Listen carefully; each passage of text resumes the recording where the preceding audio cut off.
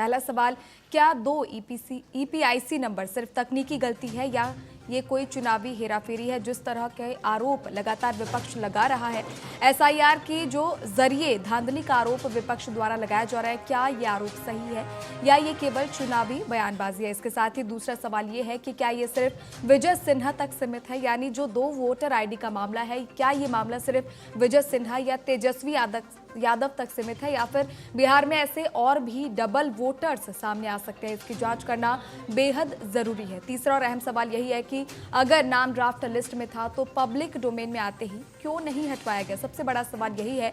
भले ही विजय सिन्हा कह रहे हैं कि उन्होंने नाम हटाने के लिए आवेदन दिया है, लेकिन बड़ा सवाल यही है कि क्या ये आवेदन काफी है? क्या इसके बाद कोई बड़ी कार्रवाई होनी है? इन्हीं सवालों के साथ हमारे मेहमानों की ओर रुख करेंगे जो इस चर्चा में हमारे साथ जुड़ चुके हैं। हमारे साथ कांग्रेस के प्रवक्ता आशीष सैनी जी जुड़ चुके हैं, बहुत स्वागत है आपका टीएनपी न्यूज पर। हमारे साथ भूपेंद्र यादव जी जुड़ चुके हैं, बीजेपी के प्रवक्ता हैं, बहुत स्वागत है आपका टीएनपी न्यूज पर। और साथ ही हमारे वरिष्ठ पत्रकार दीपक कोचगवे जी भी जुड़ चुके हैं, बहुत स्वागत है आपका टीएनपी न्यूज पर। भूपेंद्र जी, आपसे ही समझना चाहूंगी क्योंकि बड़ा आरोप तेजस्वी यादव लगा रहे हैं। उन्होंने कहा है कि जो बिहार के डिप्टी सीएम है वो पूरी तरह से फर्जी है और एसआईआर के जरिए आप लोग जो संविधान है उसे खत्म करने की कोशिश कर रहे हैं, बड़ा फर्जीवाड़ा कर रहे हैं और वोट चोरी का आरोप लगाया है। जी, ऐसा है कि हमारे बिहार में लीडर ऑफ अपोजिशन और देश के लीडर ऑफ अपोजिशन, ये लोग देश के अंदर में बेबुनियाद सवाल पूछ करके गैर जिम्मेवार का जो है ना विपक्ष की भूमिका निभा रहे हैं। बहन कुमल, इन लोगों के पास में कोई मुद्दा है ही नहीं। ये झूठ मूठ के जो है ना बिहार के चुनाव से संबंधित ये लोग बिहार की जनता के बीच बने रहने के लिए एक सस्ती लोकप्रियता हासिल करना चाह रहे हैं। बहन कुमल, मैं आपको बता दूं कि अभी तक पूरे प्रदेश के अंदर में माननीय चुनाव आयोग का 2 दिन का रिपोर्ट है कि किसी ने अभी तक अपना वोट सुधार के लिए भी अभी तक उनके यहाँ कोई आवेदन नहीं किया है।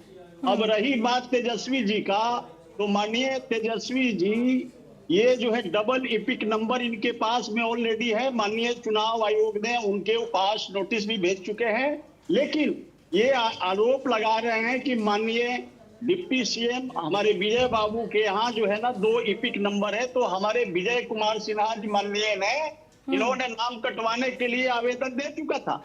अब नाम किस कारण बस आ गया, तो भाई वो तो बीएलओ की गलती है। जब कोई आदमी एक जगह, ठीक है 2 जगह नाम पता चला, उन्होंने सरेंडर कर दिया, तो ये एक सिस्टम के तहत जो है ना उन्होंने सरेंडर किया, वो लिखित आवेदन भी दिया, सब कुछ फॉर्म भरे और फिर भी आ गया। तो उन्होंने अभी 5 तारीख को ये जो है 5 अगस्त को भी उन्होंने दिया है। तो कहने का मतलब है कि ईमानदारी पूर्वक हमारे माननीय डिप्टी सीएम ने एक जगह वो अपना वोटर रखने का जो है ना घोषणा कर चुके हैं ऑलरेडी, लेकिन आदरणीय तेजस्वी जी अभी तक जो है ना ये घोषणा नहीं कर चुके हैं, एक छिपा करके रखे हुए हैं और झूठ मूठ के हवा क्रिएट करके, चूंकि बिहार के अंदर में 2025 चुनाव में जो है ना ये लोग बुरी तरह से हार के डर से इस तरह का जो है ना प्रोपगंडा उड़ा करके जनता के बीच बने रहने का इनका साजिश है। बहन कोमल, आप नहीं जानते बिहार के अंदर में ये लोग जो है ना इतना बड़ा प्रोपगंडा जो है ना, ये लोग दंगाई बलवाई पार्टी है।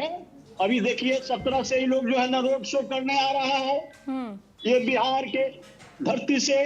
बताइए कि इन लोगों को मैं कह रहा हूं कि भाई आप सही मायने में आपका 1.5 लाख बीएलओ दोनों पार्टियों का, इंडी गठबंधन के लोगों का यदि है, तो आप सही मायने में जनता के हितैषी हैं। तो माननीय चुनाव आयोग ने 1 महीने का टाइम दिया है। आप जिस व्यक्ति का, सही आदमी जो हमारे बिहार के नागरिक हैं, उनको जो है ना नाम छूट गया है किसी कारणवश, तो उसको जुड़वाने का काम करिए, ना कि रोड पर जो है ना नंगा नाच करके आप बिहार की जनता को परेशान मत करिए।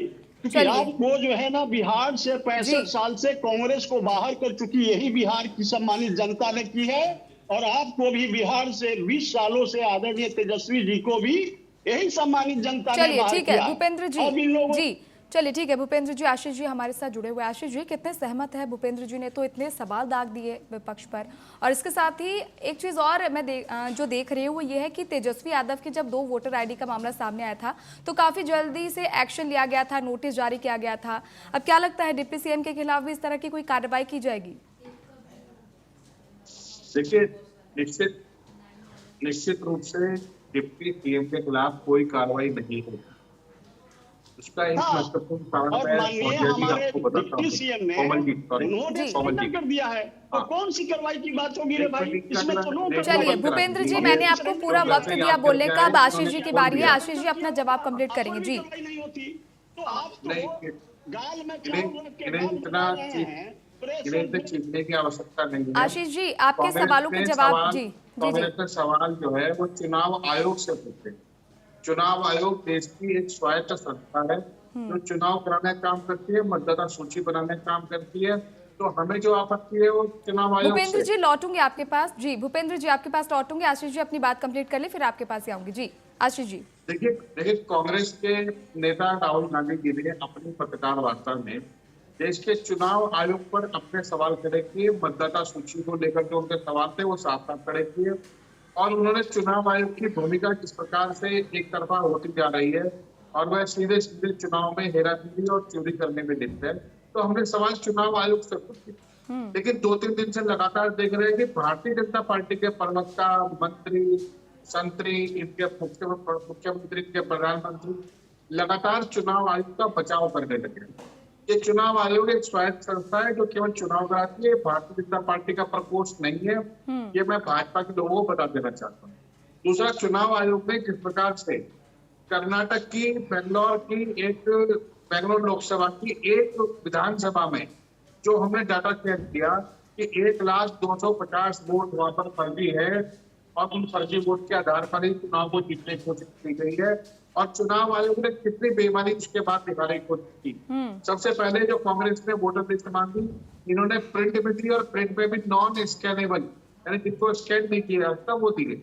और आज कल उन्होंने वेबसाइट बंद की और जो डेटा था वो बदल दिया।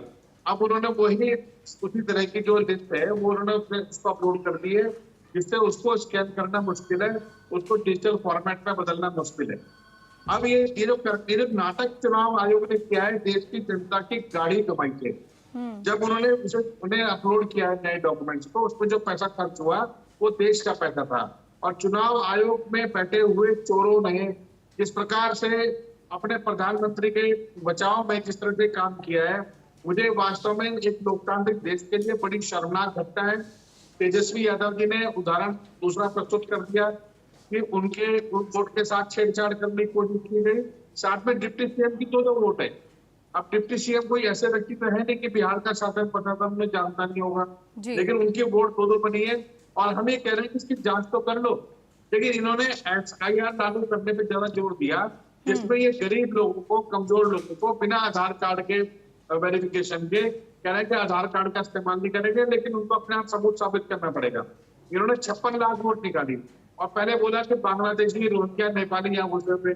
एक बांग्लादेशी, एक रोहिंग्या, एक नेपाली बिल्कुल का नाम आशीष जी, लेकिन जब तेजस्वी यादव की जब 2 वोटर आईडी का मामला सामने आया था, तब तेजस्वी यादव ने ही आरोप चुनाव आयोग पर लगा दिए थे। पूरा ठीकरा चुनाव आयोग पर फोड़ दिया गया था। तब तेजस्वी यादव की कोई गलती नहीं थी। लेकिन अब जब विजय सिन्हा के 2 वोटर आईडी आते हैं तो वो कैसे भ्रष्टाचारी हो गए, वो कैसे गड़बड़ झाले में? हो सकता है ना उनके लिए भी टेक्निकल गलती हो कोई।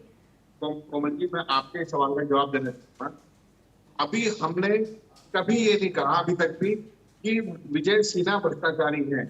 हमने कहा कि चुनाव आयोग में गड़बड़ियां है और चुनाव आयोग जानबूझ के लापरवाही। नहीं, आप लोग कह रहे हैं ना कि बीजेपी मिली हुई है जी। ये शिकायत तो इन्हें भूपेंद्र यादव जी को करनी चाहिए थी कि हमारे डिप्टी सीएम की 2 वोट कैसे बन गई। आश्चर्य है कि ये शिकायत करने के नाम पर इनके पैर कांप जा रहे हैं।